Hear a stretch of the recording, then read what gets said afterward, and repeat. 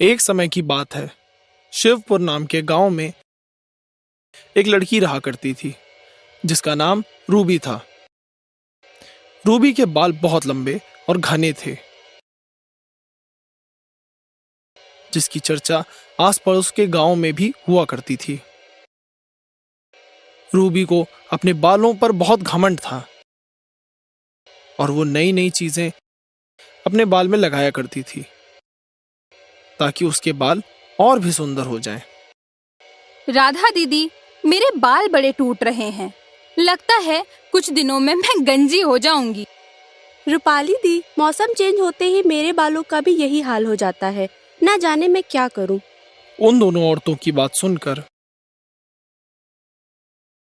Ruby वहां आ जाती है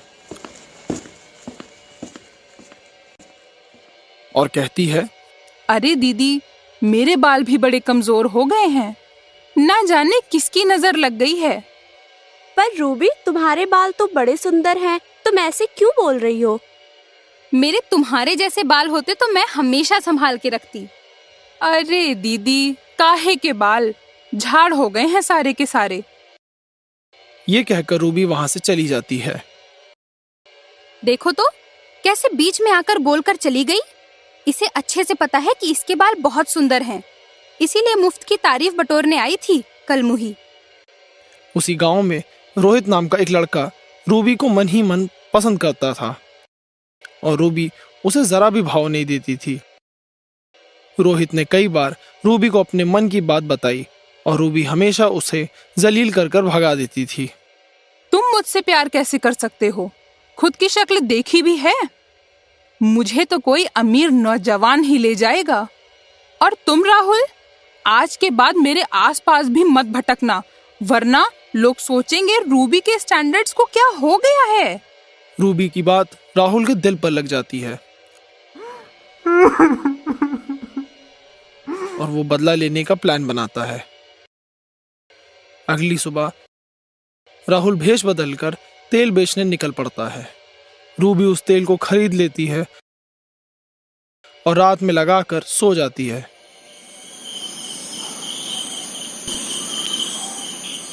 अगली सुबह रूबी के सारे बाल टूटकर गिर जाते हैं। हाय मोरी मैया, ये क्या हो गया? अब मैं क्या करूंगी? और खिड़की से भी पड़ोसन ने मुझे देख लिया है और वो हंसते हुए पूरे गांव को बता देगी। अब मैं घर से बाहर नहीं निकलूंगी। कुछ दिन बाद एक पेड़ से रूबी की लाश लटकी मिलती है। रूबी अब एक चुड़ैल बन चुकी थी। इन गांव वालों ने मेरा मजाक उड़ाया था ना, अब मैं बताती हूँ। उसी रात रूबी ने गांव की सारी औरतों को गंजा कर दिया। अगली सुबह उठने पर सारी औरतें शर्म से घर के बाहर नहीं निकल रही थीं। फिर एक एक करके रूबी ने औरतों को मारना शुरू कर दिया। ऐसे ही कई रात औरतें घर के बाहर मृत मिलती। गांव के लोगों ने इस सब से परेशान होकर पड़ोस के बाबा को बुलाया। बाबा उस पेड़ के पास गए जहां रूबी ने फांसी लगाई थी। बाबा ने अपने तंत्र विद्या से चुड़ैल को बुलाया और चुड़ैल से बात करने की कोशिश करने लगे। तुम क्या चाहती हो और लोगों को क्यों मार रही हो? मैं जब गंजी हुई तो इन लोगों ने मेरा मजाक उड़ाया और मेरे गंजेपन को देखकर बहुत हंसे। अब मैं किसी को भी नहीं छोड़ूंगी। तभी बाबा राहुल को पकड़ के ले जाने के लिए कहते हैं। राहुल के आते ही बाबा उसे चुड़ैल के सामने पेश करते हैं। इसने तुम्हारी ये हालत की है, इसे पकड़ो और बाकी गांव वालों को छोड़ दो।